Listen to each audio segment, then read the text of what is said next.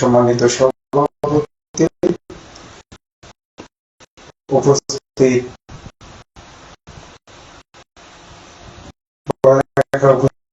জেলার কৃষি অফিসের সম্মানিত কর্মকর্তাবৃন্দ, উপস্থিতি এলাকার পরিবারের সর্বস্তরের আমাদের মাঝে আজকে আরেকজন মেহমান এসেছে। আমরা খুশি হয়েছি। শিক্ষা অধিদপ্তর থেকে একজন কর্মকর্তা আমাদের সাথে যোগ হয়েছেন, নিশ্চয়ই ভালোবাসেন, যার জন্য সহকর্মীদের সাথে এখানে এসেছেন। ওনাকেও আমরা ধন্যবাদ জানাচ্ছি এবং বিশেষ করে যাদের জন্য আজকে আয়োজন, এই বর্ণি ইউনিয়নের কৃষক এবং কিষানী ভাই এবং বোনেরা, আসসালামু আলাইকুম ওয়া রাহমাতুল্লাহ। আমরা এই কিছুদিন পূর্বে বাংলাদেশে একটি জাতীয় নির্বাচন হয়ে গেছে। সেই নির্বাচনের সময় আমাদের বর্তমান গণপ্রজাতন্ত্রী বাংলাদেশ সরকারের মাননীয় প্রধানমন্ত্রী, উনি যখন ওনার নির্বাচনের প্রচারণা শুরু করেন, যখন নির্বাচনের ইশতেহারে ঘোষণা দেন, এই কয়েকটা গুরুত্বপূর্ণ বিষয়ে, যেটা বাংলাদেশের উন্নয়নের ক্ষেত্রে, বাংলাদেশকে উন্নয়নের অগ্রযাত্রায় পৌঁছানোর জন্য যে সকল বিষয় শহীদ প্রেসিডেন্ট জিয়াউর রহমান গুরুত্ব দিয়েছিলেন, তার ধারাবাহিকতায় আমাদের বর্তমান মাননীয় প্রধানমন্ত্রী এই কৃষিকে নিয়ে, এই কৃষকদেরকে নিয়ে, এই দেশের গ্রামীণ অর্থনীতিকে চাঙ্গা করার লক্ষ্যে যে সকল বিষয়গুলোকে গুরুত্ব দিয়েছিলেন, তাদের মধ্যে অন্যতম একটি ছিল এই কৃষক কার্ড। এটা আমাদের বলতে কোনো দ্বিধা নেই এবং আমরা সব জায়গায় বলি আসলে যে কৃষির উন্নয়ন ছাড়া কোনো দেশ প্রকৃতপক্ষে উন্নত হতে পারে না। কারণ খাদ্যে যদি স্বয়ংসম্পূর্ণতা আমরা না থাকি, তাহলে আমরা প্রথম ধাক্কায় দেশের উন্নয়নের ক্ষেত্রে আমরা অনেক পিছিয়ে যাই। বিদেশ থেকে আমাদের যে সকল খাদ্যদ্রব্য, যেগুলো দুইটা দ্রব্যই আমরা বেশি খাদ্যের জন্য আমদানি করি, সেটা একটা চাউল, একটা গম। এবং এই চাল এবং গম আমদানি করতে যে আমাদের বৈদেশিক মুদ্রার প্রয়োজন হয়, এক একটা চালানে যে বৈদেশিক মুদ্রার প্রয়োজন হয়, এটা ভয়াবহ বিষয়। তা আল্লাহর রহমতে যদি আমরা এই কৃষক ভাইদের আগ্রহ এবং তাদের সচেতনতার কারণে যদি আমরা আগামী দিনে কৃষি বিপ্লব ঘটিয়ে আমাদের দেশে আমরা খাদ্যে স্বয়ংসম্পূর্ণতা অর্জন করতে পারি, তো এইটার চাইতে আর লাভবান কোনো জিনিস বাংলাদেশ হবে না। সেই লক্ষ্য নিয়ে মাননীয় প্রধানমন্ত্রী কৃষকদেরকে কিভাবে কতভাবে সাহায্য করা যায় তার জন্য বিভিন্ন ধরনের প্রকল্প গ্রহণ করেছেন। তার মধ্যে অন্যতম একটি প্রকল্প আজকে যা আমরা উদ্বোধন করব। আমি একটু এগুলো আসলে এত বলেও প্রয়োজন নাই, বলা লাভ নাই, যে এই অঞ্চলের মানুষ তথা এই বড়লেখার আমি সহ সকল মানুষই আমরা একটা সময় আমরা কৃষি পরিবারের মানুষ, আমরা কৃষক পরিবারের মানুষ, আমাদের পরিচয়টাই ছিল এটা। আর বর্ণি ইউনিয়নে সেই অনেক আগের থেকেই কৃষির উপরে অনেক মানুষের জোর দিত। এখানে একটা সময়, এখন হয়তো বা ধান চাষ হয়, অন্য কিছু চাষ হয় না। আমি নিজেও আপনাদের এলাকার সাথে অনেক দিন থেকে পরিচিত। এই এলাকায় কিন্তু একটা সময় অনেক বাদাম চাষ হতো। আমি সেটা 30-40 বছর আগের কথা বলতেছি।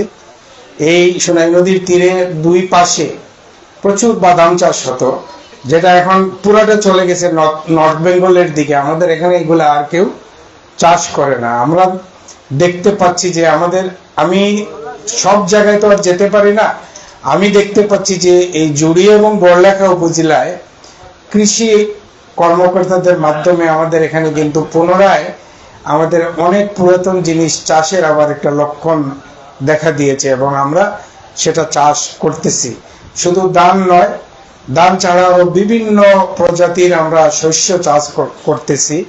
তা আমি একটা জিনিস আপনাদেরকে এখানে বলতে চাই, আজকের এই দিনে যে সুযোগ আপনারা পেয়েছেন, শুধু বর্ষা মৌসুমে ধান চাষ তো করবেনই, তার পাশাপাশি শীত মৌসুমে যেন আপনারা প্রচুর পরিমাণে শস্য চাষ করতে পারেন, এটার জন্য আপনারা ওনাদের সহযোগিতা নিতে পারেন।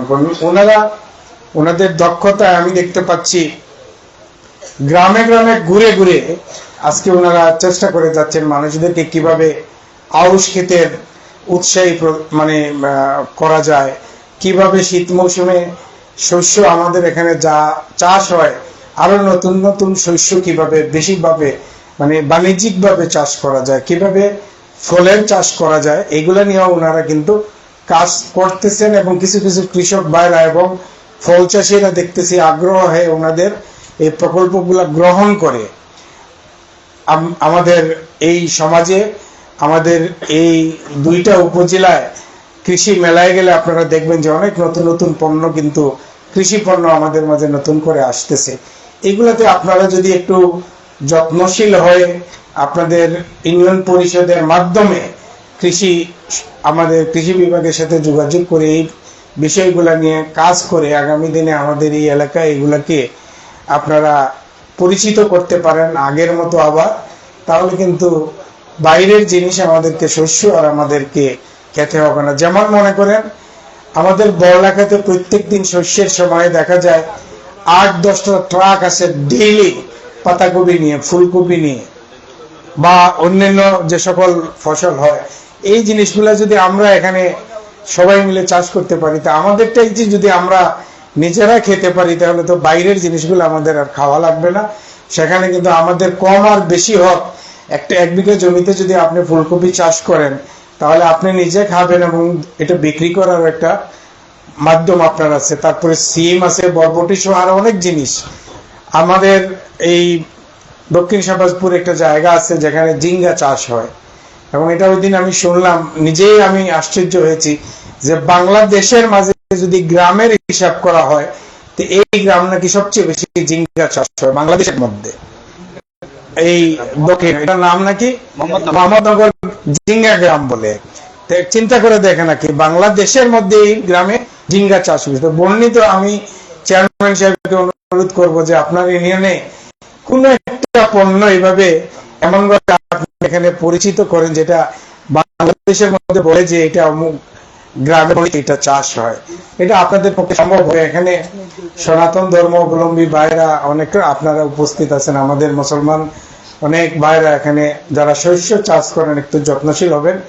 আমি ওই দিনে একটা জায়গায় বলেছিলাম, আজকে ওনাদের সামনে, আসলে বলতেই তো সামনে হয়, কিন্তু ওনাদের সামনে আমি বলতে বাধ্য হচ্ছি, আপনারা যদি আগ্রহী হন এই সকল বিষয়ে, তাহলে এমন একটা প্রশাসন এখন বড়লেখা উপজেলায় আসে ইউনো সাহেবের নেতৃত্বে প্রত্যেকটা সেক্টরে, মানে সহযোগিতা মনে করবেন যে আপনার ভাই আপনাকে যে সহযোগিতা আপনার পরিবারের জন্য করবে না, তার চাইতে বেশি সহযোগিতা আপনারা প্রশাসনের কাছ থেকে পাবেন যদি আপনারা উদ্যোগী হন।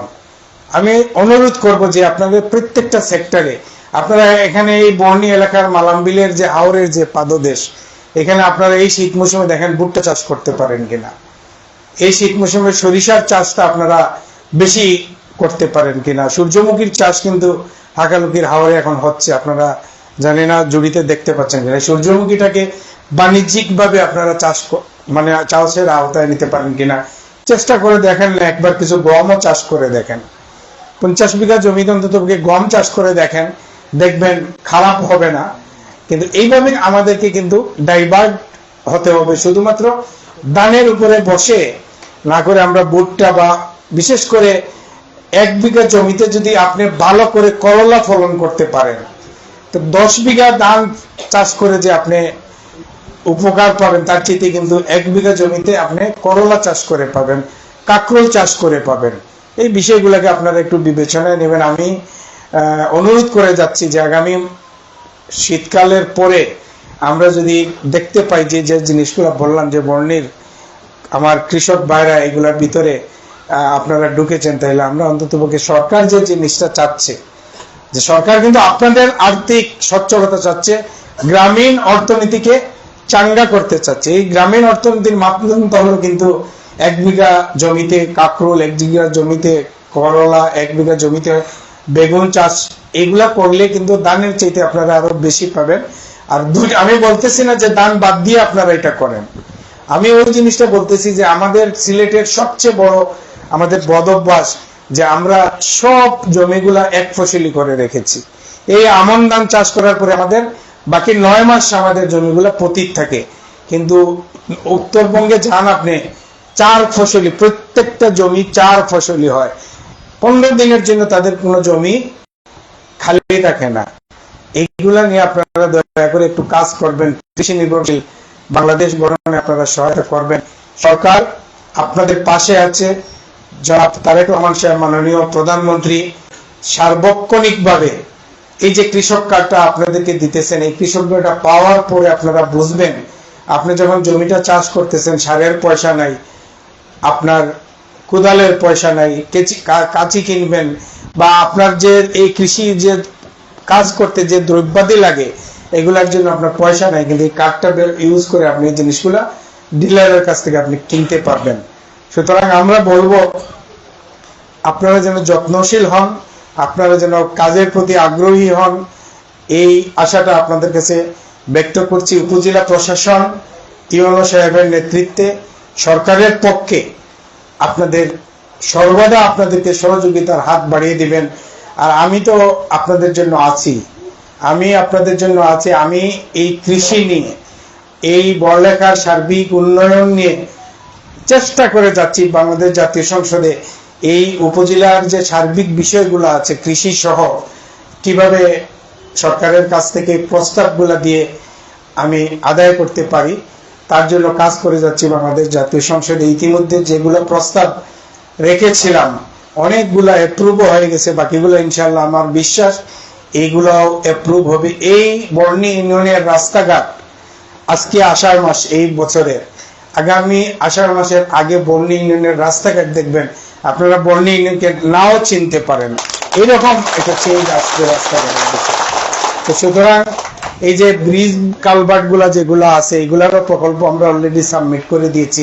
তো যে কথাটি বলতে চাচ্ছি যে আপনারা কৃষিকে প্রাধান্যতা দিয়ে আপনাদের এইখানে যদি এই ধরনের একটা বিপ্লব ঘটাতে পারেন, বাকি উন্নয়নের সকল কর্মকাণ্ড এগুলো আমরা দেখতেছি। আর একটা কথা এখানে আপনাদেরকে বলি, নদীর স্রোত কিন্তু সবসময় একদিকেই তো যায়, যদি জোয়ার না থাকে নদীর পানি কিন্তু এক জায়গায় যায়। সরকার বাংলাদেশ জাতীয়তাবাদী দলের এখন, আপনারা সবাই বিজ্ঞ মানুষ, আমি একটু ইঙ্গিতে বলতেছি, এই সরকারের আগামী দিনে যে সকল প্রতিনিধিত্ব করার সুযোগ আসবে আপনারা সরকারের সাথে থাকবেন। আমি এটা বলবো না যে বাধ্য হয়ে আমি বলতেছি যে সরকারের সাথে থাকবেন। আপনাদের এই যে ইউনিয়ন পরিষদের বর্তমান চেয়ারম্যান, এই জুড়ি এবং বড়লেখার যে আমরা যে উন্নয়নগুলা করতেছি, আপনারা তো কিছু দেখতে পাচ্ছেন, আমরা যে খাল খনন করতেছি, আমরা রাস্তাঘাট সোলিং করতেছি, এগুলা আরো ধরেন 10 গুণ বেশি স্পিডে আগামীতে শুরু হবে। এগুলার মধ্যে এখানে উপজেলা প্রশাসনের ইউনো সাহেব আছেন, ওনার সামনে আমি বলতেছি, কৃষি অফিসার সাহেব ওনারাও আমার সাক্ষী, যে একজন মানুষ আপনাদের পরিষদের ইউনিয়ন পরিষদের চেয়ারম্যান, যিনি প্রশাসনিকভাবে এই উপজেলাতে আমাদেরকে যেভাবে সহায়তা করেন, আমি মনে করি যে আপনাদের চাইতে বেশি সহযোগিতা আমরা পাই, প্রশাসন পায়। প্রশাসনের কাছে যখন একটা নির্দেশনা অনেক সময় আসে, প্রশাসনকে পরামর্শ দেওয়ার জন্য কিন্তু একটা যোগ্য মানুষের প্রয়োজন হয়, সৎ পরামর্শ দেওয়ার জন্য। প্রত্যেকটা জায়গায় আপনাদের ইউনিয়ন পরিষদের চেয়ারম্যানকে কিন্তু আমরা এই উন্নয়নের কর্মকাণ্ডে আমরা ব্যবহার করার সুযোগ পাচ্ছি। এরকম আরো যদি এই উপজেলাতে বা আমার জুড়ির কথা আমি বলতেছি, আরো কিছু মানুষ আমাদের থাকতো, তাহলে আমরা আরো তড়িৎ গতিতে আমরা আমাদের সকল কাজ করতে পারতাম। এই বিষয়গুলো আপনাদের বিবেচনায় রাখবেন যে আপনারা তো আল্লাহর রহমতে এই সরকারকে অন্তত পক্ষে 5 বছরের জন্য আপনারা নির্বাচিত করেছেন, এর জন্য যে দেখি এই সরকার কি করতে পারে। এই সরকারকে আপনারা সব সময় সহযোগিতা 5 বছর করবেন, 5 বছর পরে তো বুঝতে পারবেন যে সরকার আপনাদের জন্য কি করতে পারছে, কি করতে পারে নাই। আমরা যে জিনিসটা বারবার করি, আমাদের প্রধানমন্ত্রী কিন্তু কথায় কথায় আমাদেরকে পর্যন্ত ধমক দেন। আমরা কোনো অনিয়ম করলে, আমরা যদি নিয়মিত সংসদে না যাই, আমরা যদি আপনাদের জন্য নিয়মিত কাজ না করি, আমাদেরকে ডাইরেক্ট আমাদেরকে বলেন যে তুমি যে বেতনটা পাও, এই বেতনটা তো এই দেশের জনগণের মানুষের পয়সা। সুতরাং জনগণের পয়সায় যারা আপনারা চলেন, আমরা চলি, প্রশাসন চলে, আমরা চাই আমাদের পর্যাপ্ত পরিমাণে আমাদের হকটাকে, আপনাদের হকটাকে আমরা যেন পূর্ণাঙ্গভাবে আদায় করতে পারি, এই লক্ষ্য নিয়ে আমরা কাজ করতেছি, প্রশাসন কাজ করতেছে। আমাদের ভিতরে একটা ভালো সমন্বয় আছে। এই কৃষি কার্ডটা বিতরণ করার সময়ও আমাদের এই যে ওনারাই তো তালিকা করবেন, আপনারা করে দিবেন, আমাদের সরকার কিন্তু বলে দেয় এই ধরনের কোনো নির্দেশনা নাই যে এখানে বিএনপির লোক দিকে কৃষক কার্ড দেওয়া হবে। এখানে বলা হচ্ছে যে এই বর্ণী ইউনিয়নের যারা কৃষক তাদেরকে কৃষক কার্ড দিতে হবে। সেখানে দল বলতে কোনো জিনিস নাই, যারা কৃষক তাদের হক তারা এটা পাবে এবং ইনশাল্লাহ আপনারা ওইভাবেই পাবেন। এইভাবেই বিবেচনায় নিয়ে এই কৃষক কার্ডটা সিলেক্ট করা হবে। তারপরে আমাদের জন্য দোয়া করবেন। সর্বশেষ এই কথাটাই বলতে চাচ্ছি যে আপনারা প্রধানমন্ত্রী যে উদ্যম নিয়ে, আশা নিয়ে, ভরসা নিয়ে এই কৃষক কার্ড, ফ্যামিলি কার্ড, এই যে ইমাম মুয়াজ্জিনের বিষয়গুলা বিবেচনায় নিয়ে হাজার হাজার কোটি টাকার প্রকল্প, কিন্তু এগুলাকে আপনারা যথাযথ মূল্যায়ন দিবেন। আপনারা এই কার্ডগুলা যে কাজের জন্য লাগানোর দরকার, নিজে পরিশ্রম হয়ে কাজগুলা করবেন। আর নতুন একটি খবর, গতকালকে প্রধানমন্ত্রী পরশুদিন আমাদেরকে নির্দেশনা দিয়েছেন, এটা পর্যায়ক্রমে আসবে, আবার হিন্দু ভাইরা বেজার হবেন না, কারণ আপনাদের প্রত্যেকটা ইউনিয়নে 4টা করে মন্দিরের সংস্কারের জন্য তো আমরা আগে তালিকা নিয়েছি। এখন আবার আরেকটা ডোনেশন থেকে আমরা কিছু মসজিদে কাজ করব প্রতিটা ইউনিয়ন